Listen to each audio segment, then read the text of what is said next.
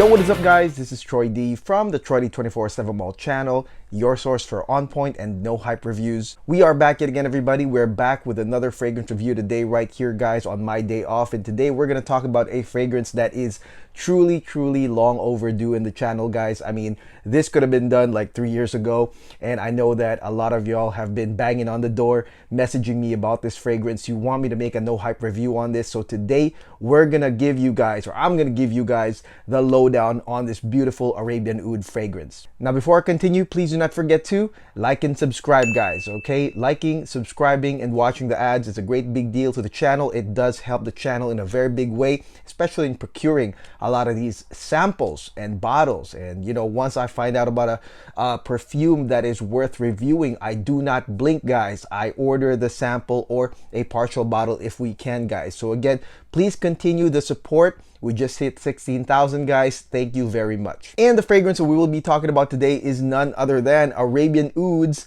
Arabian Knight Silver. Yes, Arabian Knight Silver. Finally, after 3 years, huh? I mean, this one is truly long overdue, especially that Arabian Oud, or the Arabian Oud videos that I made with this channel, made this channel. You know, I'm sure if you have been an OG subscriber, you've seen my OG Arabian Oud videos, as well as my review of Arabian Knight Gold. I pitted it against Parfums de Marly Layton. So this one is silver, and I know it's kind of weird, but the big reason why I really didn't get to review Arabian Knight Silver was because I thought that gold was so badass that I thought, you know, hey, it's kind of like a gold medal versus a silver medal. Like, why bother for second place if the Arabian Knight Gold fragrance was so damn good? It truly was, guys. However, this fragrance, I found out, was the spring-summer counterpart to Arabian Knight Gold, which is a little bit more fall-winter, guys, okay? And I'll talk about that a little bit more. Not only that, but I got a lot of positive feedback from a lot of y'all that this is truly an amazing fragrance and I should definitely review it. So here it is, guys, Arabian Knight Silver. I purchased a partial bottle of this and it's almost done. Actually, I have been using it a lot and I can't wait to give you guys the lowdown on this fragrance. Let's go spray this thing right now. It's almost over. Okay, guys, now let's talk about Arabian Knight Silver, guys. Okay, so the thing about Arabian Knight, the thing that I love about it, especially gold, was that it was truly like a gateway into the love for Middle Eastern perfumes. Okay, I mean, Arabian Knight Gold had this stellar combination of amber and rose, and it was flanked by spicy notes as well. Again, perfect for fall winter. Now this fragrance right here is the spring summer counterpart, guys. Okay, and let's talk about the opening, which is truly wonderful. This fragrance opens up with two components, guys. Okay, the first part is going to be the fresh component of Arabian Knight Silver. That fresh component is made of bergamot as well as some Clary sage. Okay, I mean, if you know your notes, guys, bergamot is a lovely citrusy note. Clary sage is a lovely light aromatic note. You put them together and basically you have the killer citrus aromatic combo that we already know. I mean, if you know your spring summer perfumes, this is a very lethal combo of citrus and aromatic. Very fresh, very bright, very lovely to smell, guys. And the second component right here of Arabian Knight Silver, the opening of Arabian Knight Silver, which is essential to the identity of this fragrance, is going to be made out of amber as well as geranium. Okay, yeah, it's gonna be geranium and amber. Okay, that is the Arabic component of this fragrance right here, balanced by the citrus aromatic fresh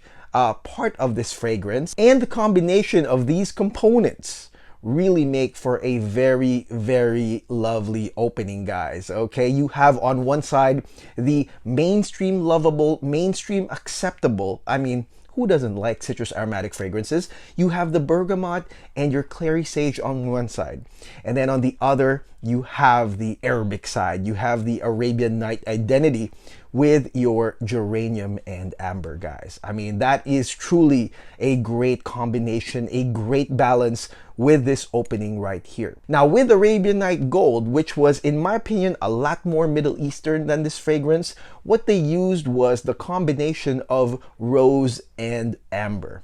Okay, and there's a lot more amber in Arabian Knight Gold with a more hardcore rose. But what they did right here was they went with geranium, which also has some green facets that would really blend in well with that Clary sage, guys. Okay, so first and foremost, I want to say this fragrance right here is truly the compliment king. Okay, and you guys know I don't really bring up compliments so much, but to me, if I get an excessive amount of compliments, I mean, I will say that this fragrance is a compliment king. Case in point, guys, one of the first few times that I wore this fragrance, Arabian Night Silver, I took my car for a tune-up, and the person, the lady that was actually, you know, going to fix my car, I mean, she just was like, what is that smell? It's so amazing.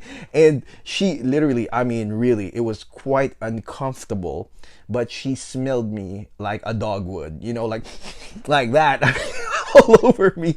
And I actually felt very uncomfortable that she did that, but she was really overtaken by the lovely combination, and she told me that she had never smelled anything like that, and rightfully so, because like I said, you have that combination of mainstream citrus aromatic, which is in a lot of fragrances, but like I said, that amber and geranium make for that beautiful Arabian Oud Arabian Night identity, and the mix is phenomenal, guys. So that was one. And the other times, guys, every single time I'd worn this fragrance, whether it's the mid, the dry down, or the beginning part of this fragrance, I always get a compliment. Everybody says, I smell great. What is that? It smells great. And, you know, if you're big on compliments, guys, again, I wouldn't really make a note of it if I didn't think that this was a serious contender for compliment king ever. Now let's talk about initial performance, guys. Arabian Night starts off as an aura scent, and it actually maintains like that for, I would say, 6 to 7 hours. Okay, it's quite an aura scent. But the thing that I want to say is that this fragrance is like a low-key killer or something. You know, this fragrance, I mean, to me, I didn't feel that it was like intense to where like I'm wearing this like thick, intense fragrance that everybody can smell. But I've always thought that this was like a modest, like low-key killer perfume, guys. And even at those times that I was complimented by others, I really didn't feel like I could really smell it around me as much. And that's one of the reasons, guys, you know, I just want to say that I got a partial bottle, because I thought that, you know, on the samples that I first tried, I thought it was weak. But then after wearing this fragrance multiple times, I realized that it was just modest. That's just what it is. However, the people around me could smell it. And we're talking about aura scent, 45 feet away, still got the compliments, still got the reaction. So yeah, I mean, this one right here is a very modest, low-key killer right here. Now headed into the mid, guys, this fragrance gets woody, and that makes sense, right? Because you already have that citrus aromatic start, and then you're gonna get woodiness, and that's care of the sandalwood, which is right here in the mid. It keeps it nice, it keeps it consistent, but then at the same time, the interesting thing is that you still are gonna get the amber as well as a cashmere accord, like a warming cashmere accord. Now here's the thing, you're probably wondering if this fragrance curves at this point. Does this fragrance go into a fade to black gradient, you know, some sort of a evening time gradient perfume, or like a fall winter twist right in the mid? Honestly, guys, no. The sandalwood is actually stronger